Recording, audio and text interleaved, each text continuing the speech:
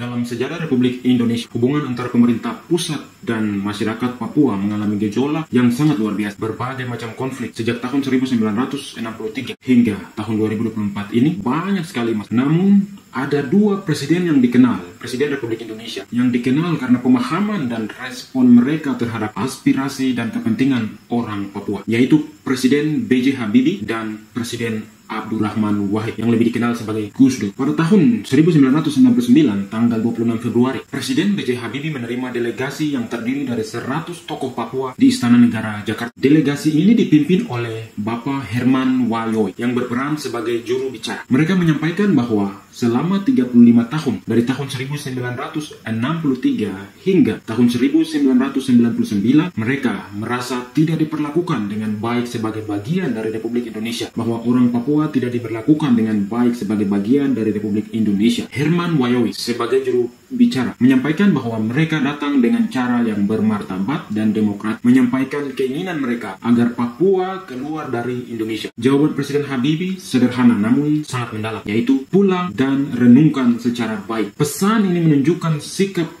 B.J. Habibie yang menginginkan dialog yang mendalam dan introspeksi dari semua pihak yang terlibat, baik itu pemerintah pusat, pemerintah daerah, TNI, Polri, OPM yang ada di dalam Papua, yang ada di luar negeri, dan berbagai pihak-pihak yang bermain untuk merebut Papua. Presiden Abdurrahman Wahid atau Gus Dur juga memiliki hubungan yang signifikan dengan Papua. Pada tanggal 1 Januari tahun 2000, Gus Dur mengunjungi Jayapura untuk menyambut Fajar pertama abad ke-21. Pada kunjungan ini, beliau mendeklarasikan nama Papua sebagai pengganti Irian Jaya, sebuah langkah simbolis yang sangat dihargai oleh masyarakat Papua. Tidak hanya itu, pada tahun 2000, Gus Dur mengizinkan diselenggarakannya Kongres Nasional Papua dan bahkan memberikan kontribusi dana sebesar 1 miliar rupiah untuk mendukung acara Kongres Nasional Papua. Tindakan ini mencerminkan komitmen Gus Dur sebagai seorang presiden terhadap pengakuan dan pemberdayaan masyarakat Papua. Meskipun ya sempat memicu polemik di kalangan elit Republik Indonesia bahwa tindakan memberikan dana 1 miliar itu dilihat sebagai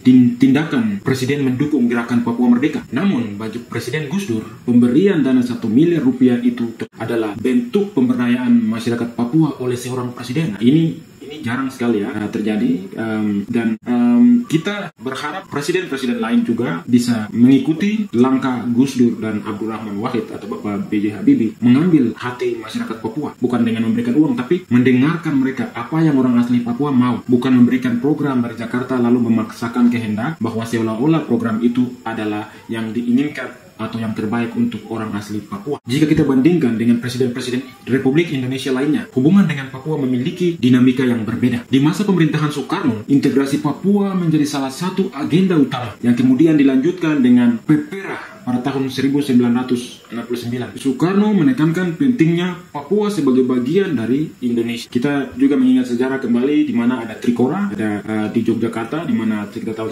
1960 atau 63 ya, Presiden Soekarno mengumumkan Trikora untuk merebut Irian Barat dan negara bentukan buatan Belanda, dan juga kibarkan bendera merah putih di seluruh tanah air. Ya. Nah, itu adalah fokus utama Presiden Soekarno. Nah, di masa pemerintahan Soeharto, Papua mengalami sentralisasi kekuasaan yang sangat kuat dengan penekanan pada pembangunan fisik namun minim dialog dengan masyarakat setempat. Soeharto menerapkan pendekatan militer atau pendekatan keamanan yang ketat di Papua, yang seringkali menimbulkan ketegangan, kerusuhan, pertikaian, perampasan, ketakutan, dan bentuk tindakan represi lainnya. Lalu, Presiden Susilo Bambang Yudhoyono atau yang dikenal dengan SBY mencoba memperbaiki hubungan dengan Papua melalui pendekatan yang lebih humanis dengan menginisiasi dialog dan memberikan otonomi khusus kepada Papua. Namun tantangan dalam hal keamanan dan ketidakpuasan masyarakat Papua tetap ada. Lalu Presiden Joko Widodo atau yang dikenal dengan Jokowi juga menunjukkan perhatian besar terhadap Papua dengan sering mengunjungi wilayah tanah Papua.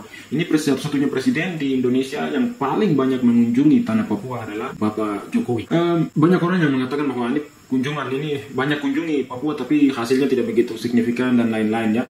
Masalah makin banyak. Ini hal-hal ini biasa bisa diperdebatkan dalam masyarakat. Ada yang pro, ada yang tidak suka dan lain-lain ya. Itu hal yang sering terjadi dalam dinamika pemerintahan. Nah, percepatan pembangunan infrastruktur adalah fokus Bapak Jokowi. Jokowi berfokus pada upaya peningkatan kesejahteraan masyarakat Papua melalui pembangunan infrastruktur. Walaupun banyak yang dikritisi atau banyak yang mengkritisi bahwa orang Papua tidak butuh infrastruktur, mereka butuh perhatian dan lain-lain. Tapi menurut saya infrastruktur perlu, penting, tetapi juga perhatian penting juga. Tidak bisa fokus ke satu saja. Nah, isu-isu keamanan dan hak asasi manusia masih menjadi tantangan yang harus di atas. Kita berharap Jokowi menjadi solusi. Namun 2 periode dan sedikit lagi beliau sudah kembali menjadi masyarakat biasa, hasilnya belum ada. Nah, ketika Presiden Jokowi yang merupakan dari sipil terpilih, banyak orang Papua yakin beliau akan mengakhiri konflik di tanah Papua. Kita ini bosan sekali dengar konflik, banyak orang meninggal, ada yang mengungsi masyarakat Papua maupun masyarakat non Papua, ada yang korban baik dari pihak TNI Polri, dari pihak OPM, dari pihak yang lain, dari pihak pekerja kemanusiaan. Kita sedih.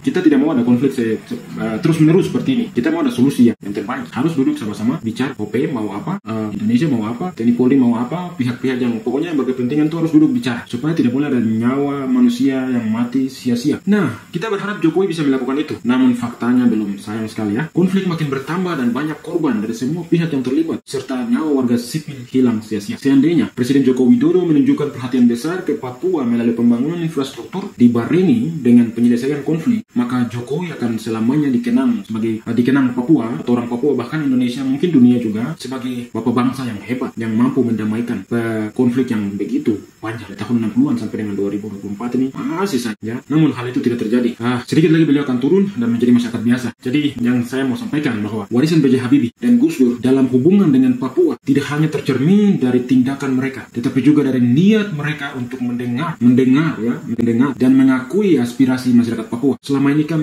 ketika orang Papua mau menyampaikan isi hati mereka, sudah dituduh sebagai OPM, sudah dituduh sebagai separatis, sehingga tidak bisa apa yang mau disampaikan itu sudah dicegah ya. Nah, kedua presiden ini, Bapak B.J. Habibie dan Bapak Gus Dur, kita harus belajar dari mereka. Semua tokoh yang sekarang berkonflik, belajar cara mereka merangkul Papua. Mereka dua ini menunjukkan bahwa pemahaman dan penghormatan terhadap identitas dan keinginan lokal adalah kunci untuk membangun hubungan yang lebih baik dan berkelanjutan. Apakah Presiden terpilih Prabowo Subianto mampu mendamaikan Papua? Semoga ya, semoga. Ada kita mau damai, kita mau solusi, bukan masalah terus menerus. Hidup ini sementara, Papua harus dibangun. Kalau konflik terus, kapan mau bang? Terima kasih telah menonton. Jangan lupa untuk menyukai, membagikan, dan berlangganan untuk mendapatkan lebih banyak cerita mendalam, barangkali sejarah dan hubungan antar budaya di Indonesia, hubungan antar masyarakat. Fokus masalah Papua. Saya mau Papua lebih baik dari segala sisi, sehingga saya akan terus membuat video yang membuat kita untuk berpikir bahwa kita tidak boleh berkonflik terus. Harus ada solusi terbaik untuk bina Papua ke depan. Terima kasih, sampai jumpa di video-video selanjutnya.